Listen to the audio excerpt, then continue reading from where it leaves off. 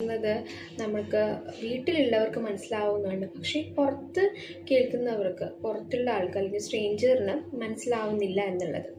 അപ്പോൾ നമ്മൾ മനസ്സിലാക്കേണ്ടത്, ഒന്ന്, കുഞ്ഞിൻ്റെ ഓവറോൾ ഡെവലപ്മെൻറ്റ്സ് എങ്ങനെയായിരുന്നു, കഴുത്തുറച്ചത്, തനി എണീറ്റിരുന്നത്, ഇതൊക്കെ ഡിലേ ആയിരുന്നോ എന്നുള്ളത് നോക്കണം. പ്രീ ടേം ആണോ എന്നുള്ളത് നമ്മൾ ശ്രദ്ധിക്കണം. അപ്പോൾ ഓൾമോസ്റ്റ് ഇതൊക്കെ ഒരു 1 month അങ്ങനെ ഒരു ഡിലേ ആണെന്നുണ്ടെങ്കിൽ കുഞ്ഞ് സംസാരിച്ച് തുടങ്ങുന്നതും കറക്റ്റ് ആ ഒരു മന്തിലായിരിക്കണം എന്നില്ല. ചിലപ്പോൾ 1 മാസം ലേറ്റായിട്ടായിരിക്കും കുട്ടി സംസാരിക്കുന്നത്.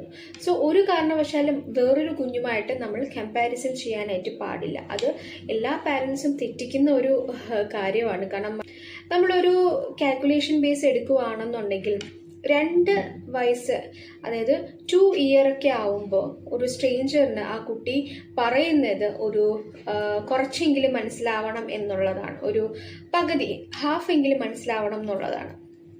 അതിനുശേഷം ഒരു 3 year ഒക്കെ ആവുമ്പോൾ ആ കുഞ്ഞ് സംസാരിക്കുന്നത്, ആ സംസാരത്തിൻ്റെ ക്ലിയർ വരേണ്ടത് 75% ആയിരിക്കണം എന്നുള്ളതാണ്. നമുക്ക് ആവുന്നത് ഒരു 75% ആയിരിക്കണം. അടുത്ത ഒരു 4 years ഒക്കെ ആകുമ്പോൾ പൂർണ്ണമായിട്ടും കുഞ്ഞു പറയുന്ന എല്ലാ വേർഡ്സും, എല്ലാ കാര്യങ്ങളും കൃത്യമായിട്ട് ആയിരിക്കണം എന്നുള്ളതും അത് നമ്മൾ ശ്രദ്ധിക്കണം. മാത്രമല്ല, ചിലവർ എന്ന് വെച്ചാൽ പാരൻസ് തന്നെ വിചാരിക്കും കുറച്ചും കൂടെ കഴിയുമ്പോൾ ആൾ സംസാരിച്ചോളും എന്നുള്ളൊരു തോട്ടിലിരിക്കുന്ന പാരൻസും കാണും. അപ്പം അങ്ങനെയുള്ളവർക്ക് നമുക്ക് ഈ ഒരു കാൽക്കുലേഷൻ വളരെ ശ്രദ്ധിക്കണം. കാരണം ഇങ്ങനെ അല്ല കുഞ്ഞ് ചെയ്യുന്നത് എന്നുണ്ടെങ്കിൽ നിങ്ങൾ ഉറപ്പായിട്ടും കുഞ്ഞിൻ്റെ സ്പീച്ച് ക്ലിയർ ചെയ്യാനായിട്ട് ട്രൈ ചെയ്യുക. എന്ന് വെച്ചിട്ട് നമ്മൾ കുഞ്ഞിനോട് ഫോഴ്സ് ചെയ്ത് പറയുക.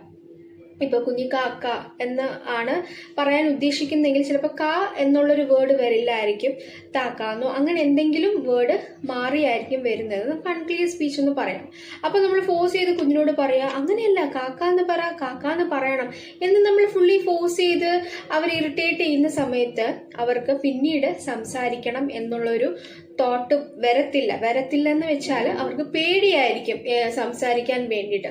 സോ നമ്മൾ ഒരിക്കലും ഫോഴ്സ് ചെയ്യരുത് എന്നുള്ളത്. പക്ഷെ നമുക്കത് ക്ലിയർ ചെയ്ത് കൊടുക്കാം. ആ വേർഡ് ഇപ്പൊ താക്ക എന്ന് പറയുവാണെങ്കിൽ, ഓ കാക്കയാണല്ലേ, കറുത്ത കാക്കയാണല്ലേ എന്ന രീതിയിൽ നമ്മൾക്ക് ആ ഒരു വേർഡിനെ നമ്മൾ സ്പെസിഫൈ ചെയ്ത് കൂടുതലായിട്ടും പറഞ്ഞു കൊടുക്കുമ്പോൾ അവർക്കത് മനസ്സിലാവും.